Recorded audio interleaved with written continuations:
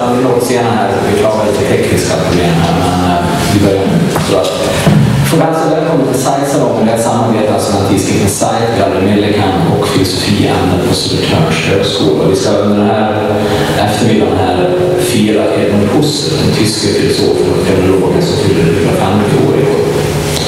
Tanken är att vi ska ha en serie korta föredrag, 15 minuter bara per styck och 5 minuter för frågor efter varje föredrag. Så kan man ha 4 föredrag här som en paus på 20 minuter och sen 5 föredrag. Det finns bara som kommer öppna här under hela dagen.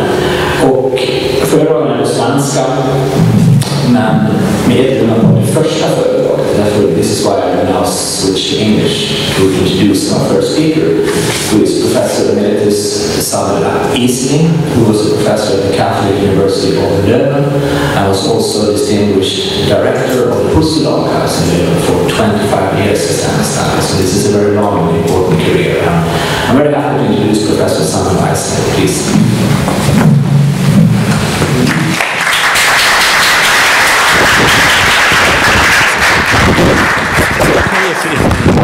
Can I leave the microphone?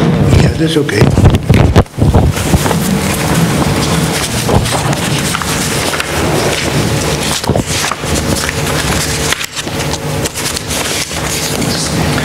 Good. We celebrate today the 150th birthday of Husserl. Last year in Leuven we celebrated the fact that the fact that Husserl died 70 years ago in 38, on the 27th of April in 1938. The last words what Husserl has said to his nurse were, "I lived as a philosopher and I would like to die as a philosopher." Good. Husserl died 70 years ago. He was born 150 years ago, and he was born in a Jewish family, but already as a student he became a Christian under the influence of his friend Masaryk, the later first president of the Czechoslovak Republic.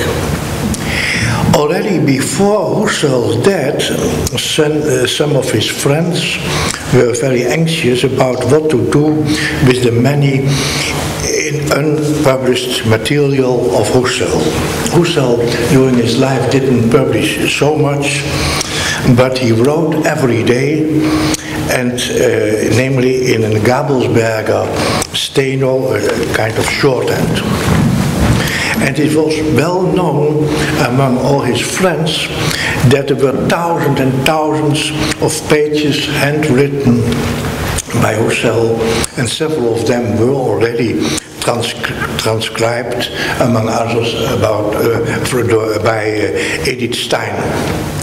Jan Patočka, a good friend of Husserl, who died in 1977, more or less killed by the communist regime, he had the idea to bring all the Husserlian material, the manuscript, to Prague.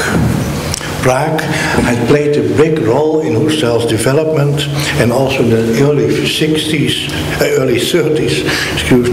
he has given there the first version of his so-called crisis of the European sciences. But the idea to bring the manuscript to Prague has no longer a sense when the Germans occupied or made at least Czechoslovakia a part of the German Empire. And you know, for the new German regime, all Jewish sciences and writings were dirty, schmutzig, and were to be destroyed or burned. At that moment appears in 38 a Franciscan father, Herman Leo van Breda. Patočka said, almost sent from heaven. Like Husserl himself sometimes said that his ideas is a drop down from heaven. But Van Breda was in that time 28 years old, was a student in Leuven, and has written a paper on the phenomenological reduction in Husserl. He has gone to Freiburg to visit Husserl, and as far as I know, he didn't know that Husserl was already died. But Van Breda immediately saw, when he came in Freiburg, that the situation was precarious, and the first thing he took care of the widow of Husserl, Malvine, and he made it possible for her to immigrate to Belgium, and she lived there during the war, the whole war hidden and protected by Herman van Leo van Breda. The children of Husserl were already immigrated to the United States.